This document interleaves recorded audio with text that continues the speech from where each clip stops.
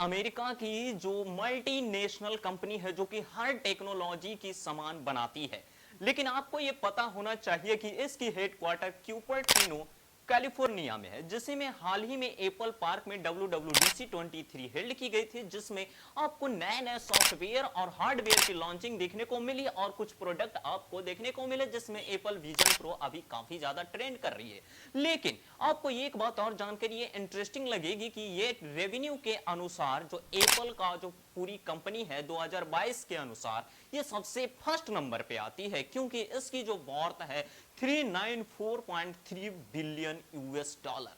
मतलब कि US dollar में इतनी है तो समझिए इंडियन रुपीस में इसकी वर्थ कितनी हो सकती है। लेकिन आज के इस वीडियो में मैं आपको बताऊंगा कि एप्पल कैसे एक मामूली सा घर में पहले ये कंपनी सेटअप की गई थी। स्टीव जॉब्स नाम का एक शख्स था जिसने अपने घर में एप्पल कंपनी को एस्टैब्लिश किया था और अपने घर में ही अपने वॉक्स वैगन बस तक को बेच दिया था। उनके एक दोस्त ने एचपी का कैलकुलेटर सेल कर दिया था। इस कंपनी को एस्टैब्लिश करने के लिए जो एफर्ट लगाई थी तीन दोस्तों ने मिलकर, वो काफी ज्यादा इंटरेस्टिंग कहानी है।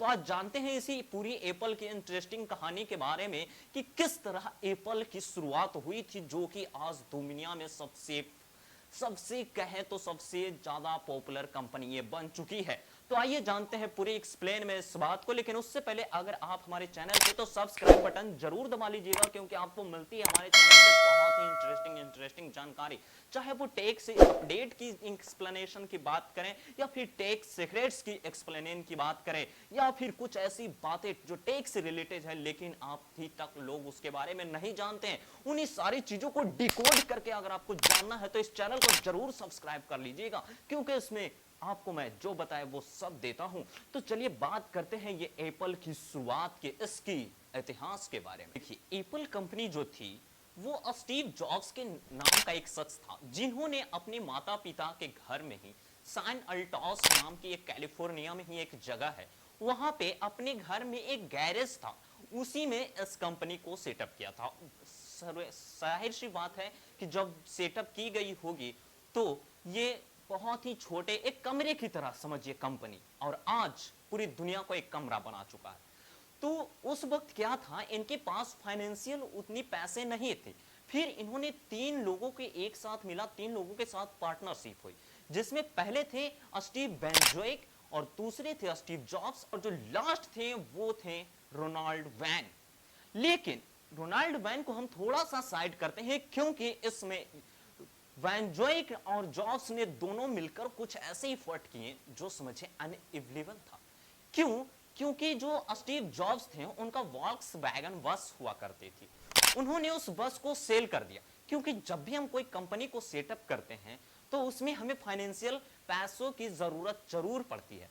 और उसी के अलावा जब स्टीव वैनजोइक थे उन्होंने क्या HP 65 का एक कैलकुलेटर हुआ करता था, जिसमें उस वक्त थोड़ा सा उसकी रेट हाई थी, तो उन्होंने अपने कैलकुलेटर को सेल कर दिया और उसके बाद इस कंपनी को बनाने के लिए लग गए।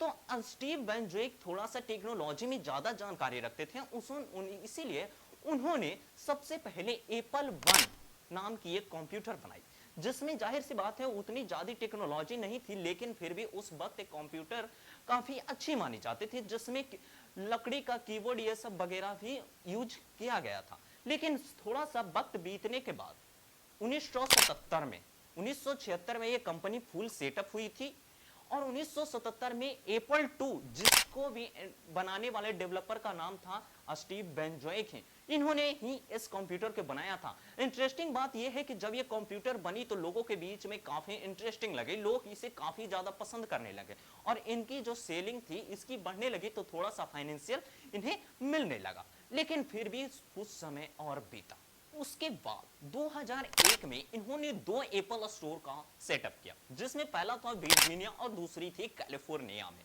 और 2001 में ही इन्होंने सबसे फर्स्ट आईपॉड अपना लॉन्च किया था। और इसमें ये बात इंटरेस्टिंग ये आती है कि ये 6 साल जो चली आईपॉड, इसमें 100 मिलियन से भी ज्यादा यूनिट सेल हो गए।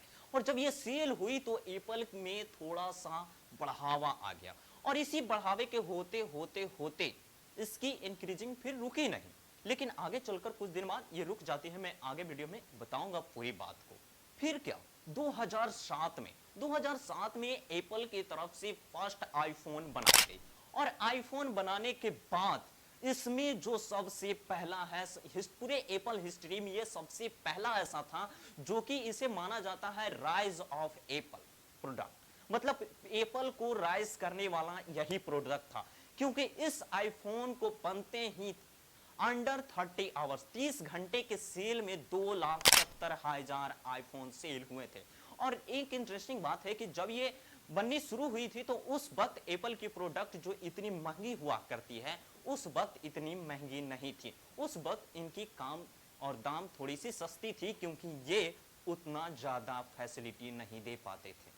बट इसके बाद कुछ एप्पल में थोड़ा सा डिक्लाइन आने लगी, थोड़ा सा कोई भी सामान जब मार्केट में आता है तो कुछ वक्त चलता है लेकिन कभी कभी वो डिक्लाइन होना शुरू हो जाता है, लेकिन वही हुआ। और आपको ये बात कर जानना होगा कि स्टीव जॉब्स थे, उन्होंने ही आईमैक, आईपॉड और ये जो आईपैड ये सब वगैरह हैं, उन्होंने मैक ये सब उन्होंने ही इंट्रोड्यूस किया था। लेकिन फिर कुछ समय बीतता जाता है और फिर उसकी इंक्रीजमेंट आती है 2007 के ही बाद, जो कि आईफोन थी। लेकिन 2011 में स्टीव जॉब्स ने इस एप्पल को रिजाइन मार दिया। रिजाइन इसलिए मार दिए, रिजाइन नहीं मारे, वो रिटायर हो गए। क्यों? उनकी हेल्थ इशू के कारण।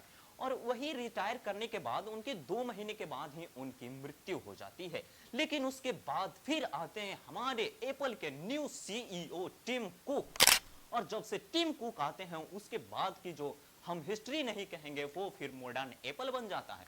और टिम कुक के आने के बाद फिर एप्पल में कभी डिक्लाइन आया ही नहीं, वो चलती ही चलती जा रही है। और इसके बारे में मैं क्या बताऊं, जो जानना था आप जान चुके हैं, लेकिन टिम कुक के बाद तो अभी जो आप चल रहा है वही सब चल रहा है। तो इन सारी बातों को हम नहीं बताएंगे, क्यों? ये तो सब जानते हैं, लेकिन जो नहीं जानते थे उन सारी बातों को मैं क्लियर कर दिया। आप थोड़ा सा इमेजिन करके सोचिए, जो एप्पल एक कमरे में शुरू हुआ था उसने पूरी दुनिया को कमरे में बना दिया। तो यही थी दोस्तों एप्पल से रिलेटेड कुछ खास जानकारी जो आपको जानना बहुत जरूरी थी। ऐसे टेक अपडेट तो आप बहुत सारे चैनल पे देख रहे हैं, लेकिन ये सीक्रेट्स जो ये कहानियां थी आपने अभी तक नहीं देखा होगा, मेरा यकीन मानिए। तो सब्सक्राइब करिए और मिलते हैं एक नए वीडियो में नए टेक इन्फॉर्मेशन के साथ। तब तक के लिए जय हिंद, जय भारत।